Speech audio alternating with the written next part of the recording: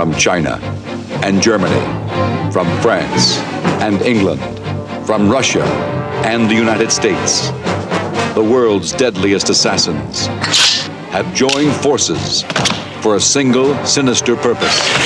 Who brought them together and why? I brought them together to destroy the most dangerous man in the world. That incredible idiot. That stumbling, bumbling menace to society. Inspector.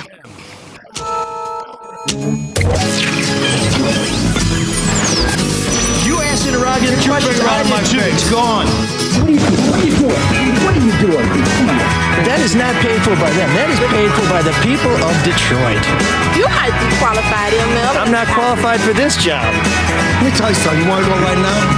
Okay? You want to go right now, Al? Wow, stumbling, bumbling idiot. Usually I spend a lot of time coming up with great intros and suggesting terrific edits. I had nothing to do with this week's, and I think I will find the time to come up with something every time. That's all it took? That was just one you didn't like? That's all it took? Thanks for all the love. That's you're welcome. Mark Fellhauer, agent provocateur. That's what I'm saboteur. here for, my man. It's wow. When the cat's away, the rats will edit. Oh, now we're rats. And no, not you. Just Mark. But you're more of a possum. You just kind of light comes on and you sit there. Oh, thank you. By the way, this space launch with William Shatner, does it look CGI to you, Mark? Yeah, that won't be old by the time the show's over. No, seriously. It's old now. None of these are real, are they? Can I just go a little lunar conspiracy here? Yeah. Yeah. Well, you saw that documentary with O.J. Simpson, Capricorn 1, right, where they faked the moon? Capricorn 1. Nice reference. A good reference. It is a good reference. That Dennis Miller. was a documentary, right? Yeah, Dennis Miller. You remember. Another unfunny white guy. Okay, well, it's, that makes two of you. Except he has a thesaurus, and he knows something about Aeschylus. Yeah, but does he know anything about life? You take the escalator. I don't know. He's from Pittsburgh, but he's the most faux intellectual. The worst thing Dennis Miller ever did, besides share his political views, was try and get in the Monday Night Football booth. That's right. I forgot. It looks like Ben Roethlisberger. He looks like Hannibal trying to lead his troops into Carthage. By the way, speaking of football, you were mocking me 6-7 weeks ago for thinking the Wolverines were going to get 9 wins. What do you think now?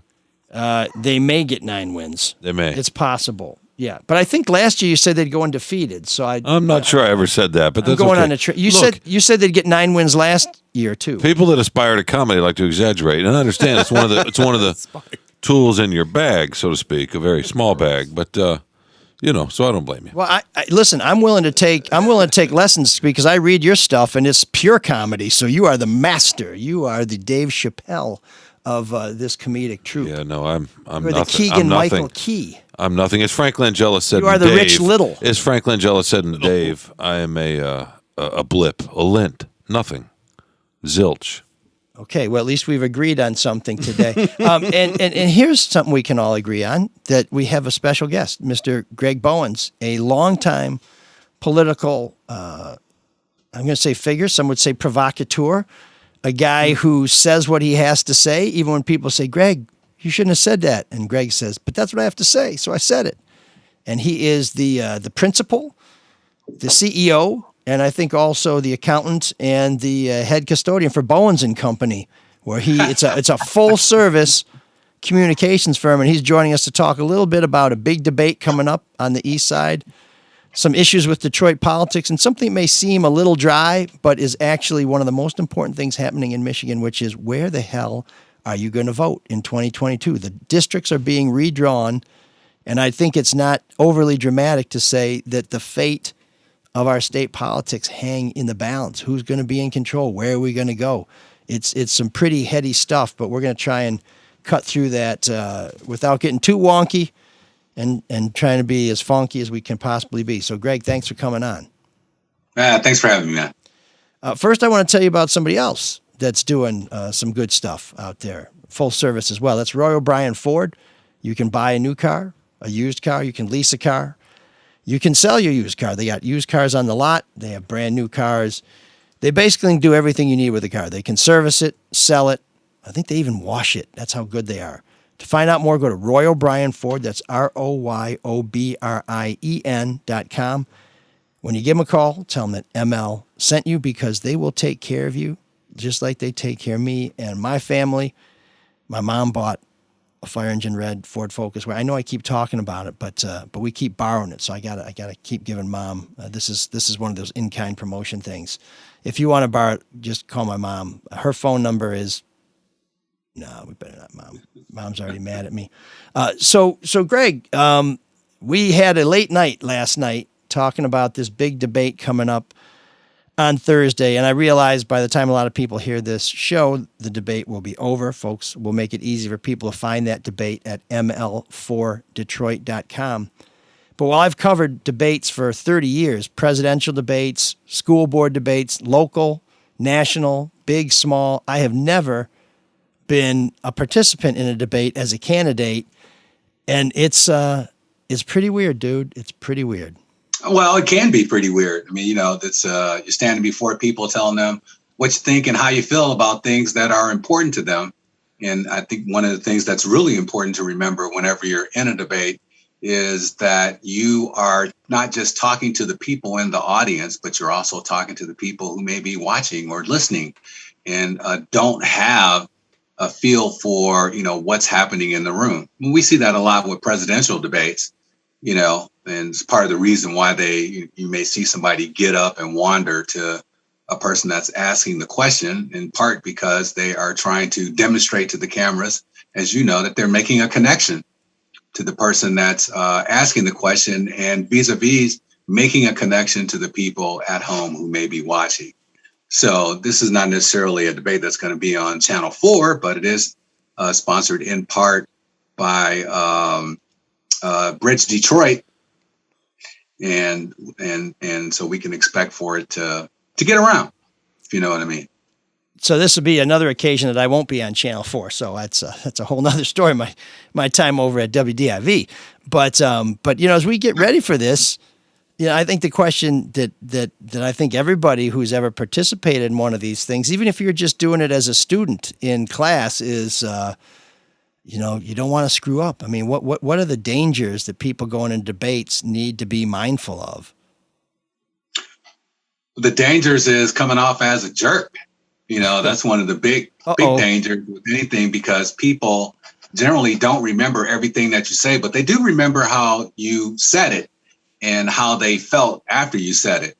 And so it's really important to remember that. And that's a big danger, because a gaffe at a debate can haunt you for the rest of your election time, and sometimes even into office. If you remember, I can't remember the guy's name. He was the head of the Democratic Party, and he did the scream. Howard Dean. And I think he was coming to Michigan. Yeah!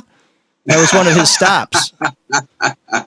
So you're telling me I shouldn't say, I'm coming to Morningside, I'm coming to Cornerstone Village, I'm coming to Yorkshire Woods, I'm coming to Denby. Yeah! That would be bad. Probably don't want to do that. But that wasn't a debate. He was just, there we go. He was just trying to rile up the troops in that case. But Well, yeah. Well, you're a TV guy. You've been on TV a lot. That, these things can live with you well beyond your initial appearance. Along those lines, obviously you prep for the material and the actual issues being debated, but do you prep like what you're going to wear in your hairstyle since people are watching? I mean, when you think of Kennedy and Nixon, people that saw it on TV had a vastly different opinion. Oh, the makeup. Yeah. Big mistake. Do you prepare for that, ML? Or Greg? I mean, do you prepare people? Yeah, Greg, what do I put makeup on? Should I wear my campaign T-shirt, or should I come in a suit? Probably do something to cover that big giant forehead. But well, it's been great having Greg on today. Well, it's like anything else, how you look and where you are when you're saying what you're saying is almost as important as what you're saying. And so, yeah, you do have to prepare for that kind of thing. Now, nobody wants to have the Rudy Giuliani ooze going down the side of your face, because you just got your hair dyed 5 minutes before and you didn't stay under the dryer long enough.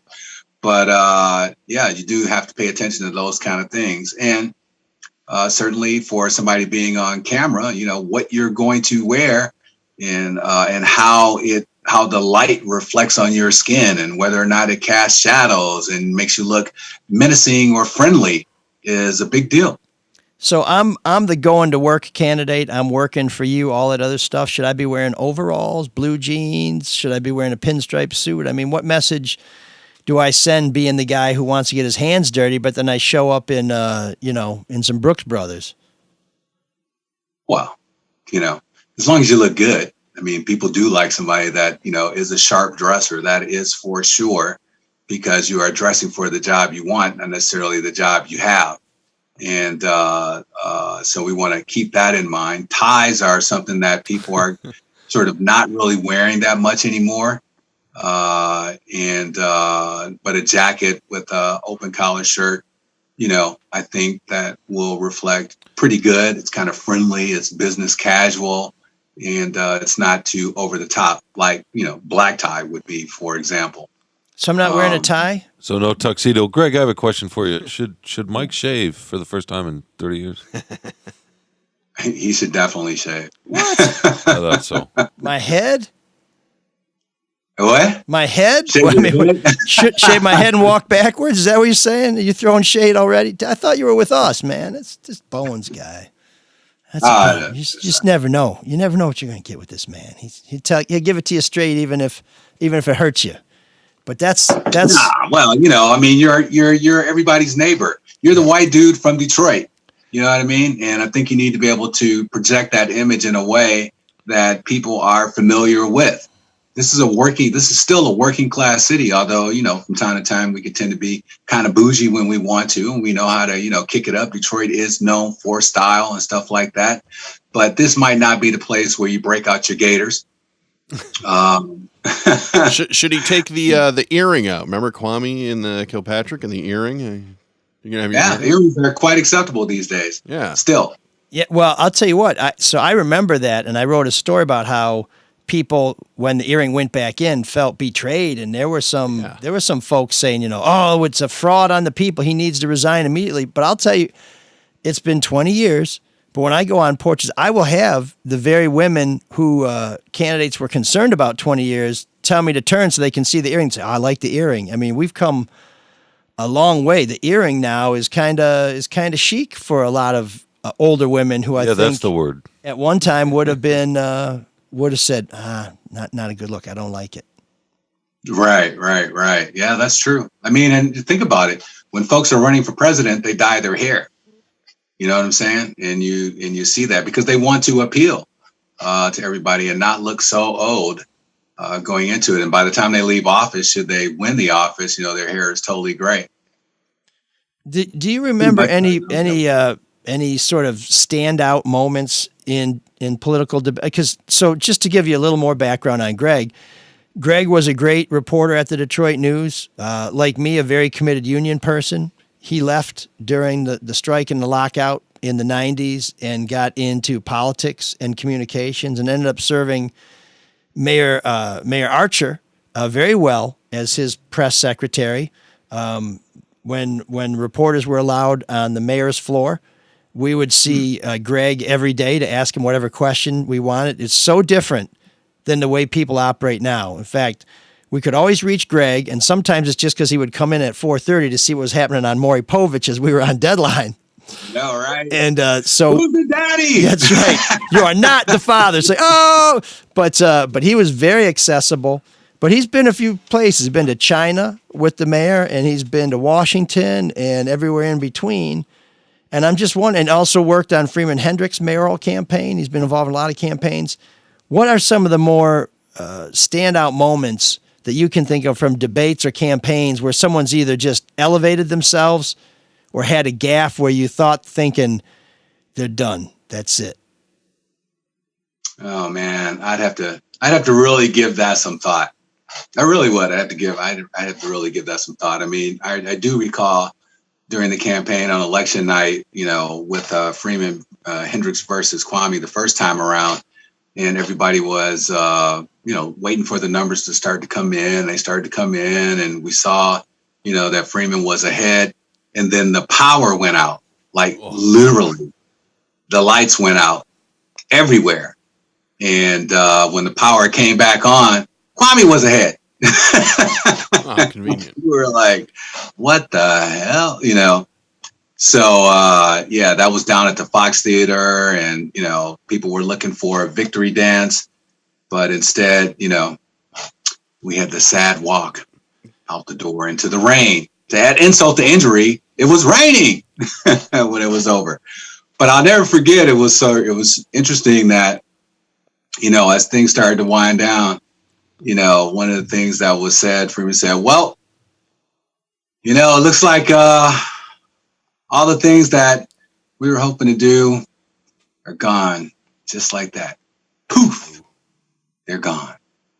And that's the way it works, in elections. On election night, it can either be Christmas or it can be Halloween. And as you prepare for both of those feelings, you're never really prepared for either one of those feelings when they happen. And given the way that things have shaken out in this last presidential election and election integrity, and it takes longer to count ballots now and all this stuff, you might, have to drag that feeling out into the morning and wake up to either a surprise or a nightmare. And but there's nothing like it. There's nothing like being in a race. There's nothing like having the opportunity, whether you're rich or whether you're, not so rich, to have the same kind of voice in what's going on. Everybody gets one vote, and that's it. And so that's why this kind of thing is really important. And there is no one thing that really has people make up their mind. It's a series of things over time that either build support or chip away, at your ability to get support, or chip away from the support that you have. And so the debate that you're having, particularly when it's, a series of debates, you have the opportunity to recover. They have 3 presidential debates. But in this situation with District 4, where it looks like there's only one debate, and there could be another one that come up. Somebody like Channel 4 might say, you know what, we need to do a debate because this is a really important race, and you'd have another bite at the apple. But this will be an opportunity to give people that support you reasons to support you and ammunition to fight for you with their friends and neighbors who may be undecided. And, for those folks that are still undecided, you give them a reason to say yes. That's what we're really looking for here. And, Greg, why is there not a mayoral debate this time? Mike Duggan is too far ahead. I mean, he came out of the primary with 70+% of the vote. There's really no reason for him to have to go through the trauma and drama of having a debate and maybe give his opponent the opportunity to make up some ground. Now, could he make up, enough ground to get ahead? No, not from one debate, certainly not. But he certainly could. Attorney Anthony Adams could get some things in there that could, move the needle a little bit and be a launch pad for gaining more ground. Be that as it may, we are in election season. If you're waiting until election day to turn your people out and get the votes, well, you lost. It's over. People have been voting absentee for a couple of weeks now. You can go down to the clerk's office and fill out a form, get your ballot, do it there, and vote. And every day that's happening.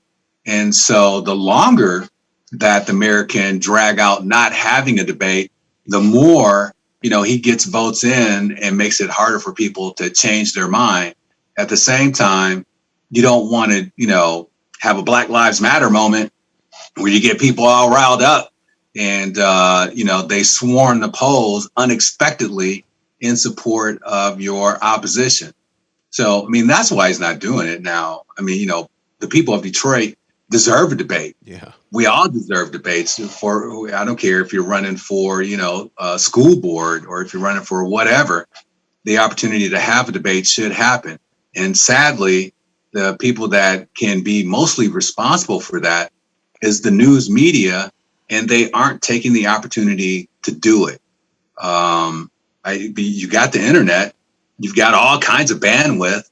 You can have debates and tape debates and stuff like that, where people get the opportunity to understand the issues a little better and hear from candidates directly. But that's not happening.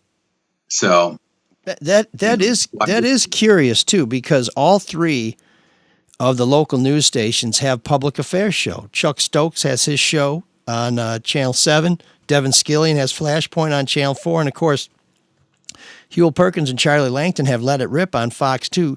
You would think that one of those stations, or all three of them, because I think we saw them come together on some other issues during the pandemic, would sponsor a debate where there would be pressure on the mayor to show up, just because if there's an empty chair on TV, it would look terrible. And I understand the mayor does not want to be side by side with Anthony Adams to give Adams a chance to look mayoral.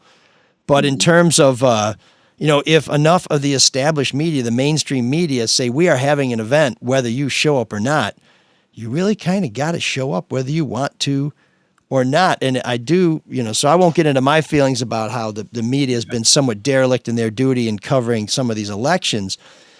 But when you get to the mayoral one, that's the big one. I mean, that's the one where, whether you care about council races or the clerk or this or that or the other thing, that's the guy who brought us through the pandemic, and that's the guy who needs to. And it is a guy, because we've never had a woman mayor. What other than Sharon McPhail? I'm trying to think when we've had, a fairly viable female mayoral candidate. But that's the guy who is going to be the one who gets us over the top or presides over our slide. Right. Yeah, no doubt. Yeah, there should be. And I'm surprised that they haven't done that. I mean, I agree. I wonder if somebody has said, don't ask us, because the answer is going to be no, and we don't want to tell you no. Yeah. Well, maybe they don't think it's going to get great ratings, but I think it probably would. Well, I was at a forum on Saturday at the Samaritan Center, and Anthony Adams was there, and maybe it's because he waited a long time to talk, but he was letting it all hang out. He was cutting up. He was, cursing. He was saying that, he knows so much about how things work in the city of Detroit, that one of the law firms hired by the city to handle bonds and things like that literally had a contract on his life because he knew so much. And I thought, I've been at a lot of forums and I've seen a lot of political hyperbole, but to say that a law firm actually wants to kill you because you know too much, I was like, wow, what have I gotten myself into? And I'm up next. What the hell am I going to say? So I kicked over a chair. That's the best I could do. You kicked over a chair. Yeah. And then my opponent's campaign manager went next because she didn't show up. And he was so mad that he kicked over a chair because he was mad that I kicked over a chair. And I said, okay, it's time to go. It's just getting too weird over here. But yeah, you got to be careful about those kind of moments, man, because they can go viral. So yeah, no, well, I don't know which one of our chair kicks maybe they put them back to back and they do like a remix where we're each kicking chairs. I don't know, but right. But if you're passionate for the people, that could be helpful. Well, just so you know, the reason I kicked over a chair is I said these council members sat next to Gabe Leland, a crook, for 3 years, and nobody said anything. And if I was there, I'd kick him out of his chair, and then I kicked over a chair. Did you really do that, or are you joking? No, I really did do that. Gabe was not there, but it's mainly because he was picking up cans outside. Right. Oh my God. I wish him all the best. That's better than pressing cans in the prison, right? That's right. Making those license plates. But let's take a quick pause there because I want to get Greg's take on redistricting, and I'm going to challenge him as a communications professional to say, convince people that they should care and do it succinctly and passionately, because I know how important this is, and I know how important you feel it is. But first, I want to tell you about Dave Hubbard and the Butchery, which is at thebutcherysl.com. They have prime meats, great eats, delicious treats, and a fantastic little market, but also one of the finest meat counters around. They're looking for your help. Of course, they'd like you to come and be a customer, but they also would like some help behind the counter. They are hiring generous pay. You can even make tips. And people who go there, I mean, Sean and I have even gone there and left tips. And if you know me, I'm pretty tight with a buck. Greg, don't tell any stories about how tight I am with a buck. Greg and I went golfing one time, and he bought me a visor because he said, "You're too cheap to buy a visor, but you can't see, so I'm buying you a visor." And I said, "Okay." I still have that visor, by the way. Still a penny. That's right. And you can get in there. It's a great place. If you want to know more, go to their website, thebutcherysl.com, or give them a call at 248-682-COWS. That's 248-682-COWS. They are closed on Monday and Tuesdays, but every other day of the week, they can meet all your needs right there at the butchery. So Dave and Chef Julie, thank you so much for supporting the show. And somebody, get a resume out there. They're looking for your help. It's a great place to work. You'll be very, very happy. So, Greg, this is the part of the show where Sean left, so we can actually accomplish something. So tell us a little bit about look at Shawnee. What's going on with redistricting, and why should anybody give a damn about a bunch of geeks with a map and a ruler and a pencil and an eraser and, what's going on? Well, I mean, you should care because, one, it'll impact how far you got to go to vote, first of all. Exactly where it's going to happen at. And the other thing is that redistricting is the way that the state decides what the boundaries are, where you live, for who's going to represent you. And so however you stand on issues, if you like a Republican-controlled legislature that is trying to work today to repeal Roe versus Wade in some kind of way or limit people's ability to vote, then you would care whether or not the districts are going to be balanced. Of course, if you're on the other side and you like the idea of Republicans being in charge and repealing Roe versus Wade and, making sure that people, who shouldn't be voting don't vote, then maybe you like things the way they are and you want to see it stay more the same in that kind of way. So it's a big deal there. Certainly yesterday, there was a big press conference in front of the City of Detroit statue. And you had the legislators from Detroit, largely black, because the one white guy who was serving there died of COVID, if you recall. God rest his soul. Isaac Robinson, yeah. Yeah, good guy. I liked him a lot. Very interesting cat. Yeah, saying that they were saying that, look, all these proposed maps out there are going to dilute the ability for Detroiters to elect Detroiters to the state legislature, i.e. black folks are going to have a hard time getting elected. And they're doing some weird math. There's the idea behind this is that everybody knows about the Voting Rights Act and everybody knows about the Civil Rights Act. Well, the Voting Rights Act says all those things that they used to do after 1865 to 1965 to try and make it hard for black and brown people to vote. You can't do that anymore. And one of the other things they included was you have to create districts in areas that gives everybody a fair shot at getting elected.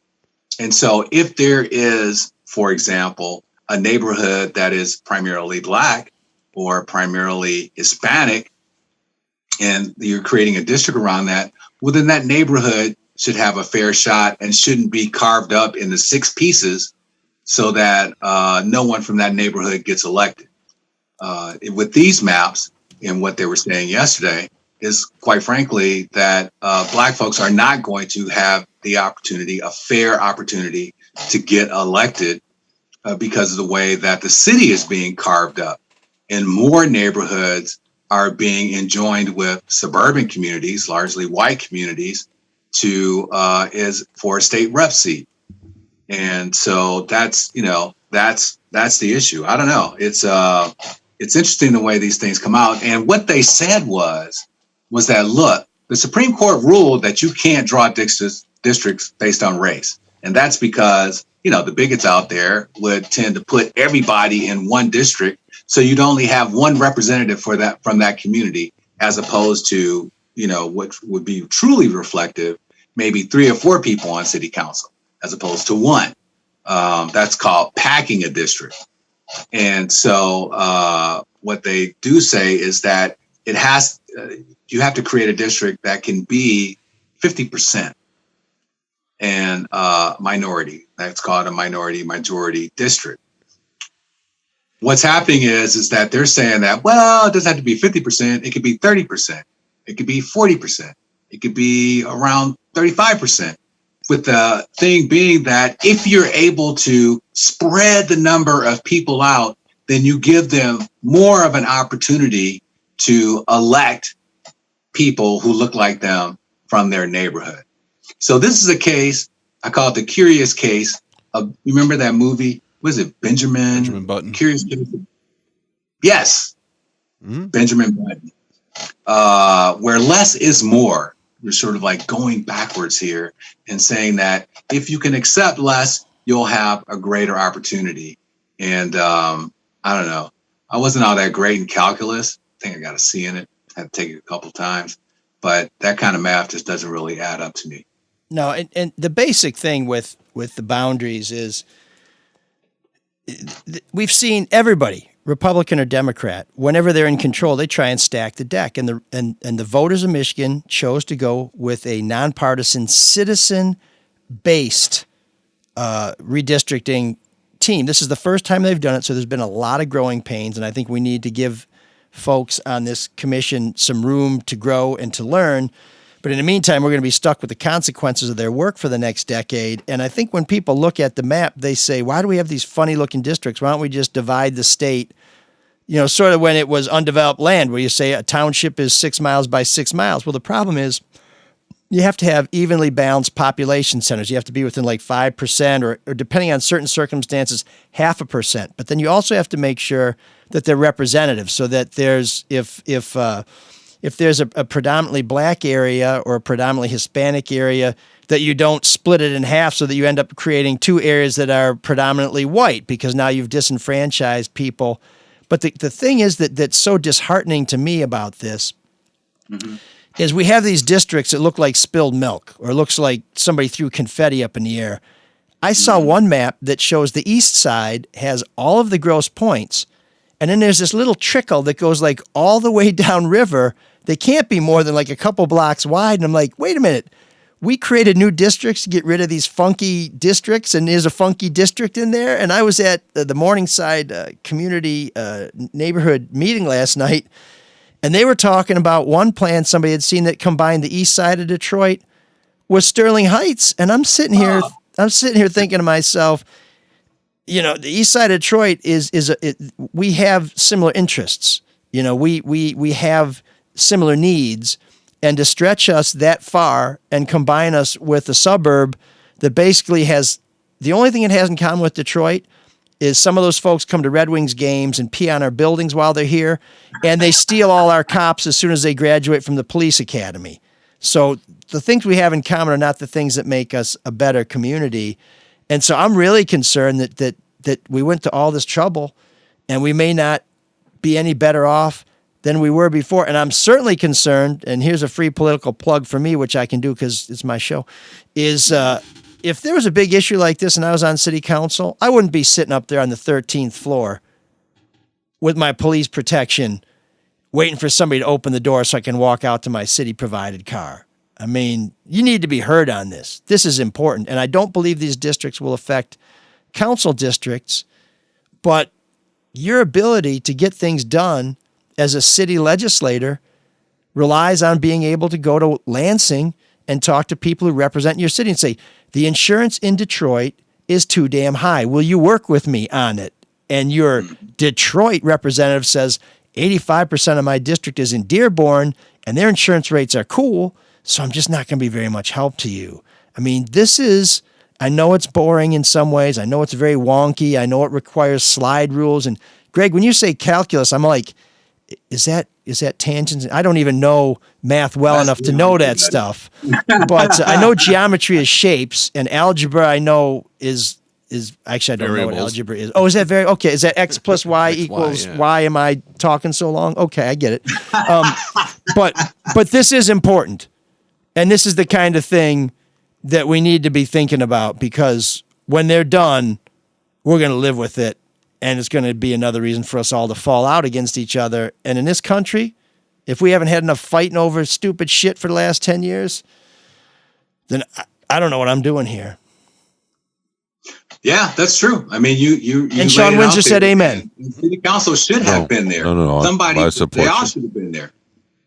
Yeah. Okay. Well, let me throw a quick plug in before we thank Greg for spending some time with us. To a guy. Man, that was only 5 minutes. I'm not that boring. I got a joke. No, but that was 5 minutes on redistricting, man. I said you got to hit that fast. I thought you're the one who did. mentioned calculus. Once you mentioned calculus, I'm like, dumb. over? That's it. Yeah, that's rich coming Yeah. from Mike. So Exactly. whatever district you find the Self-awareness Caju is a beautiful Cafe in, it's a great place to get entertained. And they have some local stars coming out to shine on November 20th. Master flautist Alexander Zonchik is coming to play. And I'm sure, Greg, you remember Zonchik's on Woodward when you were going to Wayne State? Big live music club on Woodward, way before they had the toy train down there. Well, Alexander can still cut it up, and he will be at the Caju Cafe on November 20th. Then on December 3rd and December 4th, Master Shredder Laith Al-Sadi takes the stage. Laith is a great guitar player and a fantastic singer who came in third on The Voice a few seasons ago. And by the way, he went to the University of Michigan Music School with Caju Cafe co-owner John Rutherford, who you may know leads the Motor City Horns and has been known to spend a little time with Bob Seger as the leader of the horn section in the Silver Bullet Band. Laith and John have gigged together for many decades. Well, now John's the proprietor and Laith is the talent on the slate. So catch them at the Caju Cafe coming up in the next few weeks to find out more about all the great things happening at the Caju Cafe, including feather bowling. One of the only places in the world you can do this. That's not an exaggeration. Find out more at cajucafe.com. And when you get there, tell them ML sent you and that you want to put one beer on a tab for ML for when the campaign's over, because I think he's really going to need it. Right, Sean? Yes. Wow. Finally, the possum has moved. Mark, do you have anybody else who wants to help people through these difficult times? Oh, always, right? Especially when it comes to investing. You don't want to overreact. You want to call our buddy Luke Nowacki at Pinnacle Wealth, 248-663-4748. He's going to provide rational financial advice. What do you do with your stocks? Should you go into bonds? All those 401ks, 529s. Are you in the right investments? You got to get advice. You got to get a strategy. So call Luke Nowacki. Once again, it's Pinnacle Wealth, 248-663-4748. Because he'll make it all about redistricting. And you, sweetheart. Okay.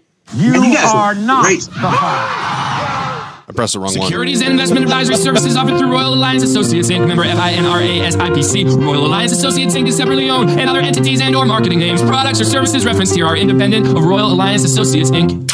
Oh man, the geeks have inherited the earth. Did I do that? What a dork. Does him wanting to play with us again mean that he's turning into a geek, or we're turning into cool guys? I was going to give Greg the last word, but he beat me up last night, and then he said calculus. So I will catch Greg on the But bounce. you know what? We didn't get to talk about James Craig, man. He's going to get slaughtered in that Republican primary, and they're already saying that he lied about his certification because he wasn't a certified, police officer as chief in Detroit. So is that the political calculus?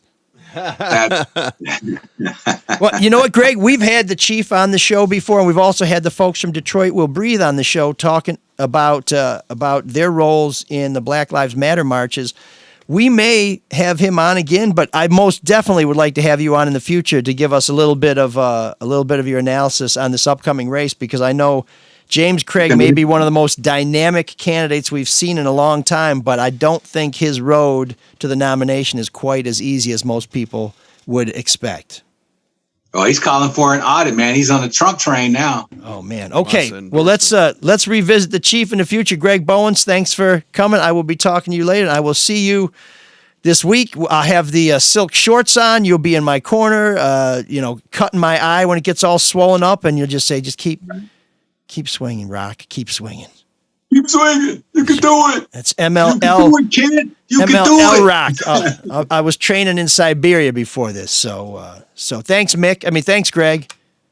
All right, take care. Actually, he's more Apollo Creed as a trainer, I think. He looks good in those shorts, man. I've seen him in those shorts. Ladies, Greg Bowens, that company. Don't. No.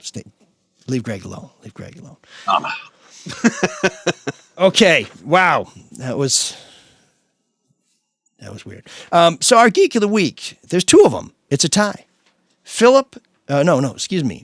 Perry C. Phillips, Benjamin C. Foster. They have more than the initial C in common. They were two cats who were so excited that their bro was getting married on Block Island that they set off flares to catch the attention of the wedding guests as they approached the celebration by sea. Because, of course, there's a wedding reception, so these two goobers must try and steal the thunder because they're so important. Well, here's the biggest problem. The flares that went off happen to be the same kind that are set off when someone is in distress on the high seas. And so the U.S. Coast Guard, as they will, mounted an extensive and expensive search that included not one, but two helicopters. So here's the problem. This ended up costing the good people of the United States $100,000 for this extensive scouring of the Atlantic off of Rhode Island. How much did it cost? Over $100,000. Yeah, these boats and helicopters use a lot of gas, and of course there's a lot of men and materiel involved, and women. So the feds sued these two knuckleheads, and ultimately they agreed to pay $5,000 each to settle a case. That's it? Yes, just $5,000 each. But that will put a serious dent in their plans. If there's any justice, this means it's highly unlikely they'll have enough disposable income to attend this year's Catalina wine mixer. Oh, man. Pow!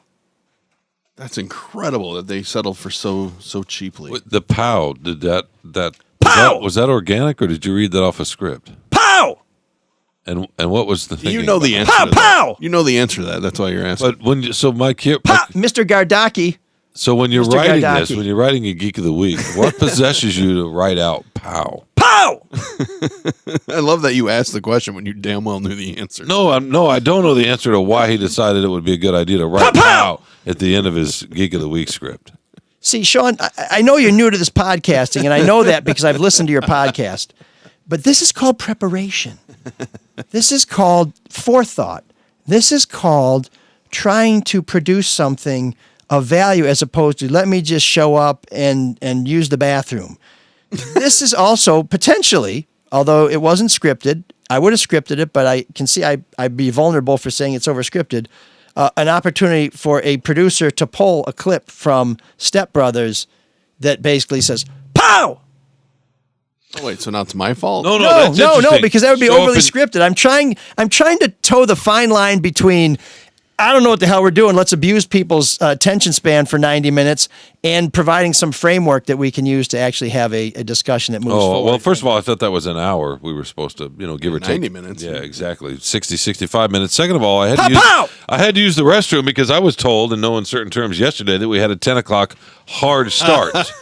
so I get here early trying to support the candidate at 9:30, Mark? Yeah, more or less. I brought burritos, a little bit of a New Mexican green chili in there, a little cabbage cheddar. We had a great time. Some good applewood smoked bacon. I've got one for you. And brought a little coffee. I don't drink coffee all that often, but I did. And then, you come rolling in an hour and a half later. And by that point, we're starting later. So then I have to use the restroom before the show is over. So there. Now, I thought I said in my text back, they said, we will absolutely be here, no exceptions, at 10 a.m. unless I can't make it. So I gave myself an executive out on that. That's the Jordan rules. These are the Elric rules. Oh, we know them all too well. Yeah, we do. So, well, you wanted 9 o'clock, and I thought, well, there's no way in hell he's going to make 9 o'clock. So, and I had to take my wife to work and that sort of thing anyway. So, yes.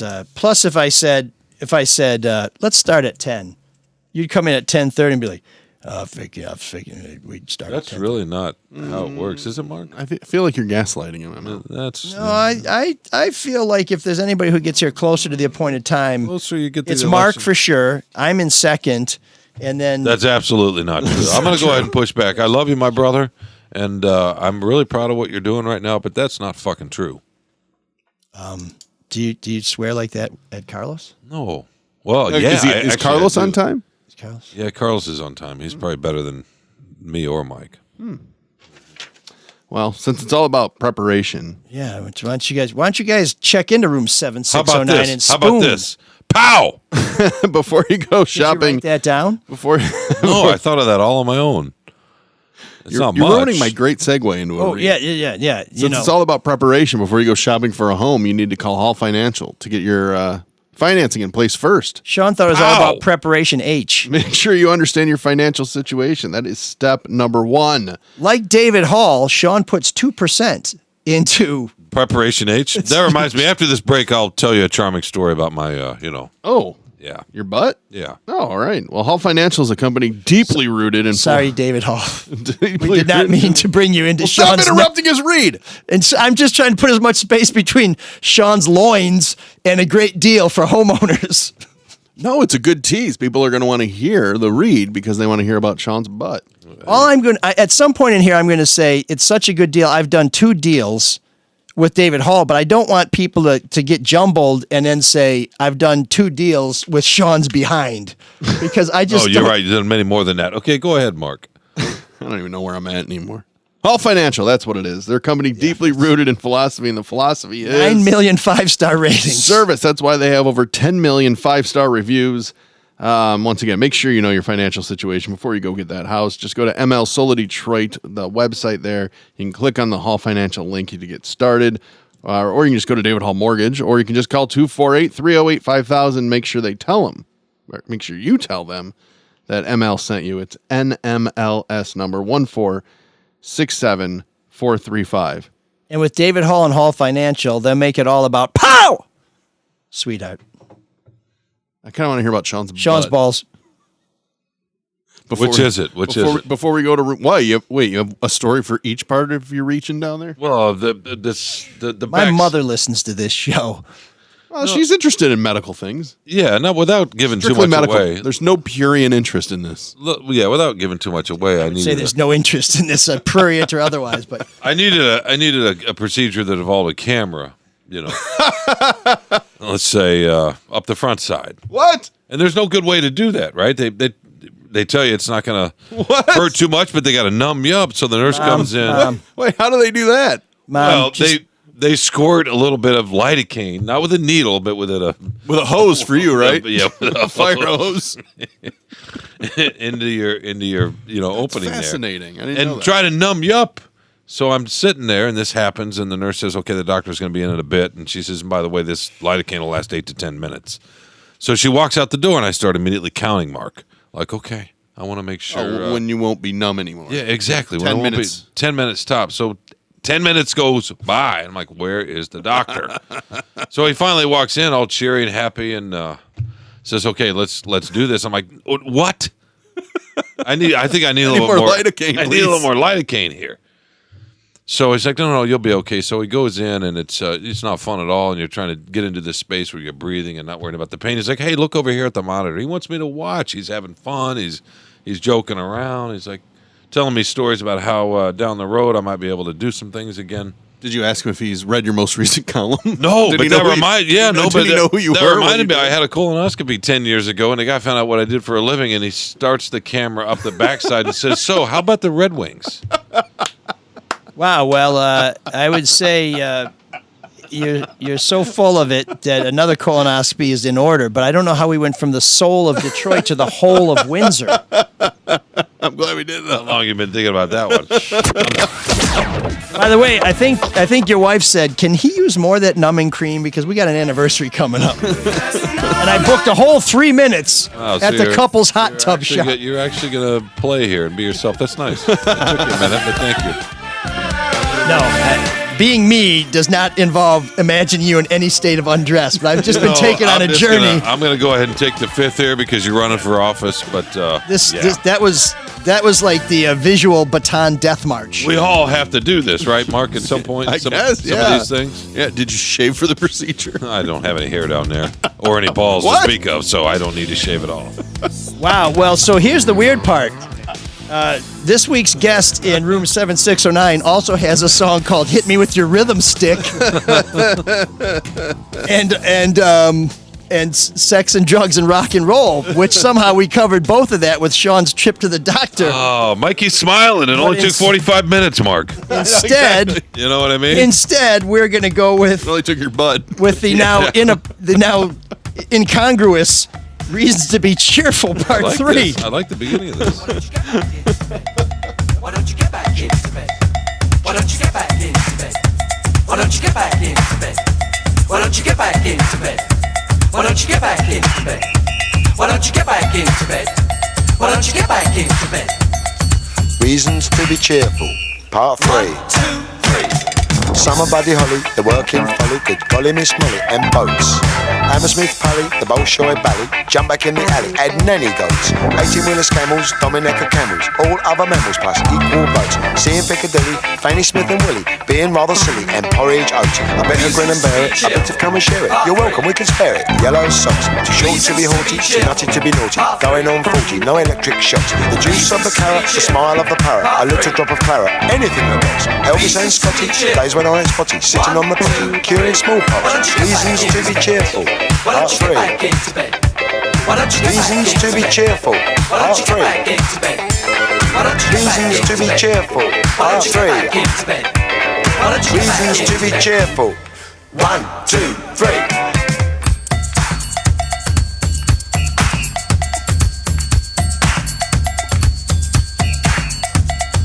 Reasons to be cheerful, part 3. First.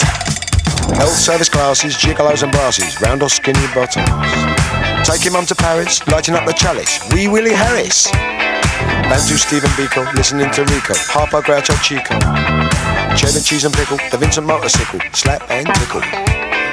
Woody Allen Darley, Dimitri and Pasquale, Balla Balla Balla and Valari. Something nice to study, phoning up a buddy, being in my nuddy. Saying okie dokie, sing along a smoky, coming out a chokey. John Coltrane soprano, Eddie Celentano, Bona Carlino. Reasons to be cheerful, part 3. Reasons to be cheerful, part 3. Reasons to be cheerful, part 3. Reasons to be cheerful. 1, 2, 3.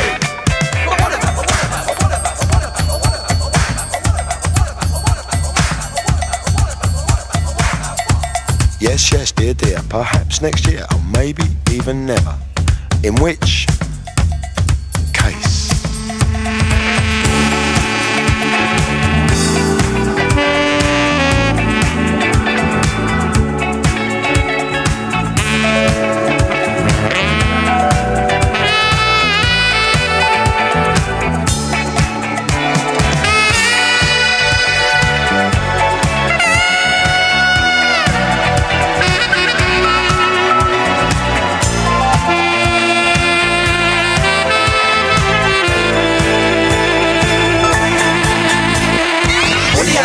Cheerful, part 3. Reasons to be cheerful, part 3. Reasons to be cheerful, part 3. Reasons to be cheerful, part 2, 3. Reasons to be cheerful, part 3. Reasons to be cheerful, part 3. Reasons to be cheerful, part 3. Reasons to be cheerful. 1, 2, 3.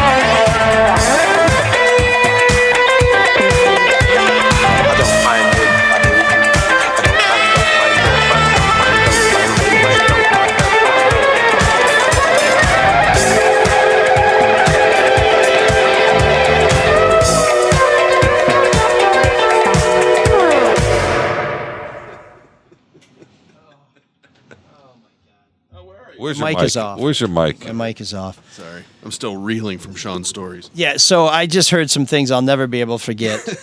Sean painted a word picture, unlike more vivid than anything he's put in the paper. Unfortunately, he's found that talent in the wrong realm.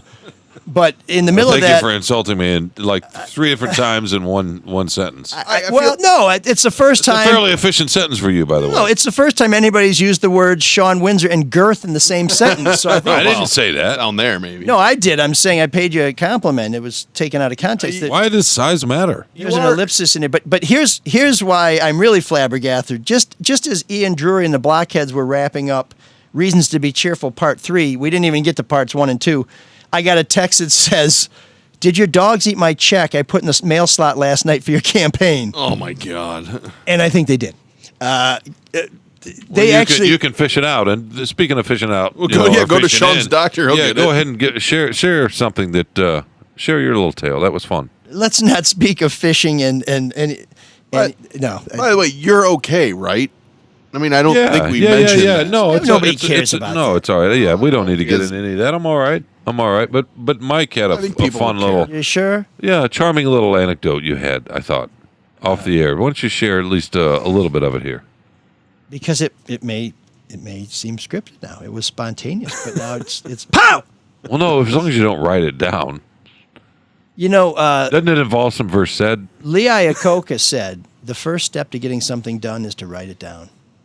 No, I appreciate that. I try to write occasionally myself, but And step 2 is divert from the question at hand and move on. yeah. Look what I wrote down. You wrote down Pow. Pow. Okay, so I was at Channel 4, and I had, our big thing back then was Well, the original telling was a little quicker, so go ahead. Wait, don't ask him to tell the story and then shit all over it when he I'm does. kidding. I love Mike to death. He knows that. He's holding up his pow sign again. Go ahead. Sorry, that was my fault. Sorry. our big thing was hidden camera investigations, and our news director's like, every story has to have a hidden camera in it. It has to have a confrontation and a hidden camera. And I was struggling. I had low energy. They thought it was an iron deficiency. They checked me. It wasn't. They thought I was losing blood, so they said, even though I was only 39 at the time, maybe, they said, you need to have a colonoscopy. I said, what's that? No So- energy. That's it. So I went and got the colonoscopy, and just as I was going under, they said, do you want to watch the procedure on the monitor? And I said, yes, I think this will be some of my best hidden camera work this year. And before I knew it, I was out cold. That's a great story. I love that. Really That's fun. awesome. That's a great line. It is. Pow. This is some of my best work. That was hidden camera work. Hidden camera work. Well, maybe just some of your best work, period. It was lost on the doctor because he wasn't really aware of how Rescue 4 and the Defenders are. That's fine. Oh, you got to know your audience. So, anyways, Ian Drury, an amazing figure. If you got to listen to his great lyrics as opposed to the rather disgusting blow by blow of Sean's procedure that I had to listen to, you would understand why Jules Holland and Suggs from Madness consider Ian Drury the poet laureate of Great Britain. He was a fascinating figure. He was, as a young boy, struck by polio. And so the left side of his body, I believe it was the left side of his body, was essentially withered and not fully formed. And this guy somehow became this kick-ass wild punker, new wave icon. He's someone, I mean, we talk a lot about there not being enough women in rock and roll and new wave. There are more people of color in new wave than most popular music, particularly at that time. But you almost never hear of anybody with a disability who is fronting a band, who is, basically the charismatic leader of a musical movement and someone who influenced artists for generations afterwards. Well, Ian Drury was that person, and crazy guy, just an amazing figure on the new wave scene, transversed multiple genres, and Reasons to Be Cheerful Part 3 is truly some music that people deserve to hear. And hopefully You know him a little bit from Hit Me With Your Rhythm Stick and some of the other stuff, which I don't think even compare in terms of in terms of just the pure genius. It's more sort of exuberant, but a really thoughtful, creative, and influential artist. Have you ever seen Sex, Drugs, and Rock and Roll, the movie? Because there's a biopic on him, or a biopic, whatever you prefer. Is there? No, Yeah, I did not know that. Yeah. Uh-huh. That would be some not hidden camera work. I mean, it was released in the 2000s, so I guess I'm not surprised. Still kind of new for me. It'll always Was be it in new to you. color? It absolutely was, yeah. Yeah, I didn't see that. I'm sorry. Did not see that one. Just didn't get it at the Blockbuster. So How are we donating? Well, apparently you can bring a sandwich, or you can send a little cash over to mlsoulofdetroit.com. There's a donate button. We want to thank Bryant, who sent a generous donation in this note. Nothing snappy to say, guys. Just keep up the good work. Best kind of notes. Right? We will do our best. John sent a Finn in a note. More about that in a minute. And yes, that is written down even with the pause. Nancy broke the bank and sent these bon mots, which some people might have read as bon mots, but it's really bon mot. It's a French word. It means good words, literally. Love the show. I usually listen to the podcast at work. You guys keep me laughing, although I often wonder if you're friends or enemies. And I wonder that too. And we're going to keep you guessing. Who, you and Mark? Mark and I are all of it. Boon companions. Boon companions. We would appreciate if you would subscribe to the show, share the show, rate the show. We haven't had a new rating in a while. We're up to almost 600 ratings. We could use some more. Please follow us on Facebook at Elric, or on Twitter. On Facebook at ML, no periods, Elric, where you can also watch the live broadcast. And then follow us on Twitter at Elric. That's ELRICK. You can also catch up on my campaign at ML4Detroit.com. And we're on social media at ML4Detroit.com. The dulcet tones of Buzz Me Cool, our exclusive Soul of Detroit music bed created by the one and only Max Prokop. John writes, I've enjoyed the past 2 weeks very much. I was surprised to hear you let Michael Bellata off the hook when he said he defends good people who makes bad decisions. Bullshit! These bums like Rizzo and the bums on the Detroit City Council make concerted efforts to defraud the taxpayers and enrich themselves. They deserve every bit of scorn and legal retribution we can throw at them. To that, John, I say amen, and I thought I was pretty adamant about that. But Bellata prosecuted those people, right? He did. He prosecuted Rizzo. I think he prosecuted 20 years worth of miscreants, to be kind, in Detroit politics and Macomb County politics and at the state level and you name it. But now they're just misunderstood. That just happened. It just happened. Mr. Bellata found a reservoir of understanding and sympathy that often isn't found in prosecutors until they become defense attorneys. And if it sounds like I'm criticizing him, let me just be clear. I'm not, because you know what? You want to have a defense attorney that knows both sides and that has some sympathy. But when he was a prosecutor, no mercy. No mercy for the bad guys. And now he's trying to get them the best deal he can. Fair enough. That's our system. Also, this is from John. On your latest show, you touched on something that I've been thinking about for a while. The fact that you are white, running for office in a majority black city. Do you feel that there is a segment of the population who will never vote for a white candidate? What has been your experience with this? Well, my experience, I think, is somewhat universal, that there are some people who are never going to vote for you for one reason or the other. There's some people who are down for the cause, good to go, ride or die. And then there's that big group in the middle that you're trying to get to come over. So the goal in elections is to get 51%. And if you're not going to vote for somebody because of how they pray, where they come from, what they look like, how they talk, you can't get 100%. And if you got prejudice, all I can do is tell you who I am, what I stand for, what I hope to do. And if that's not enough, that's all I got. And if you agree with what I want to do and I don't communicate that to you effectively, then that's on me. But I think it's always a challenge when you stand out from the crowd. But I like to think I might stand out, but I'm also outstanding, and hopefully that's enough to carry the day. Last word from John, and this is why he sent us $5. Thanks for playing Bjork. Finally! I'll just say this, John. If I'd known there was $5 in it. You'll play it every week? No, we might have waited another week. I mean, come on, John. You got how much does it cost to put something in a jukebox now, my man? So, Sean, you when you're not being probed, you're somewhat probative. What are you working on there at the Morning Friendly? College football. How about that? I have a long relationship with college football. Yeah, Bloomington this week for Michigan State, Indiana. Trap game? Yeah. It is a trap game, except Penix is out, so it's not going to be. It's not a trap game. Indiana's terrible. Still, you never know, right? Tricky little game. How was Lincoln? You were in Lincoln, right? Yeah, it's a great place to see a game. Did you see Larry the Cable Guy? That's it?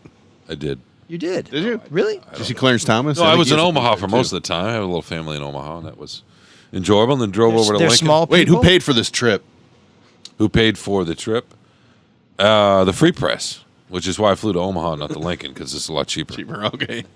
It's all your family over there. You smelled. So no, I was trying to, you try to save the company money when you can. You stayed with some diminutive relatives? Diminutive. That's Said interesting. You had a little family there? Yeah, a little family there. Like 5'6" and below, or Why does it matter? Why are you judging them by their Probably height? 5'2". Don't you love them just the same? I do. Okay. I do. Wow, I didn't really expect to see Sean as a divider. Yeah, no kidding. That's usually your role. Now- Although you're now trying to who's- put that behind you now. Now who's so judgy? So you were with these Lilliputians, and everything was cool. Everything was cool. Okay. Saw a fun game Saturday night. So a gift to the Wolverines. So we were talking, I think earlier. I don't know if it was on the air or not, but you were asking me, would I still do I feel good that I was mocking you for predicting that the Wolverines would be 9-3, and I think that's fair because they've gotten a couple games they probably shouldn't have won. But here's what we didn't talk about. Huh? Here's what we did. They shouldn't have won that game in Lincoln. Martinez blew it. That was a complete disaster for Nebraska. Because football always comes down to one play. It can. That's were you why we gonna have say? replay, right? What were you going to If say? Because football doesn't come down to one play, why do we have replay? we have a show to wrap up. Why do they ever play the whole game then? But that's why I say we don't need replay, because if you're playing a whole game and you're going to beat the other team, it shouldn't come down to one play. But that argument is lost along with compensating athletes. But here's the thing: is I am not surprised to see Michigan State undefeated at this point, and we never really talked about that. Here you are.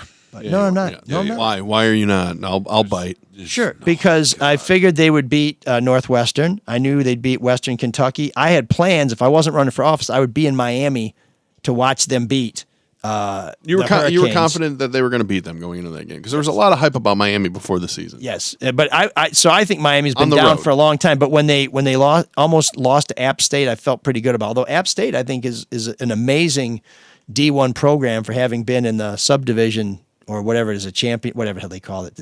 Their names are so unhelpful that you The can't FCS, tell. yeah. Yeah, they're the championship, but the Yeah. top one is the subdivision.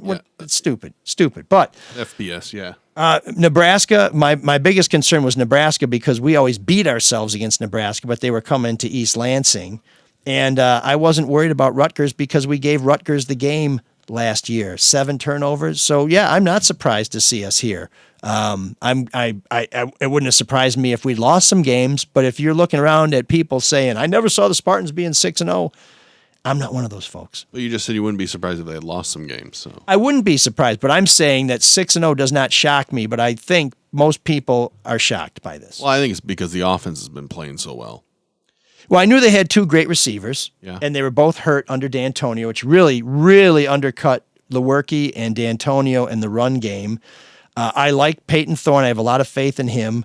I did not expect Kenneth Walker to be what he is, but I also thought that Simmons and my man Elijah Collins would have been great backs with Hayward thrown in for a little power. So I thought they were going to be strong on the run game. I just didn't think it would be the guy who is strong in the run game, who may be a dark horse for the Heisman, which is fantastic. So, Okay. But I think this segment is what Sean working on.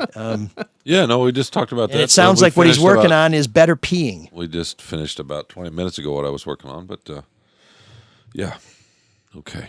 Okay, well, Charlie does No BS News Hours is on Fridays, and the Drew and Mike show is right now saying when the hell are these guys going to get out here. Exactly. Folks, I just want to, before we go, apologize that we had to change the date for this week's broadcast.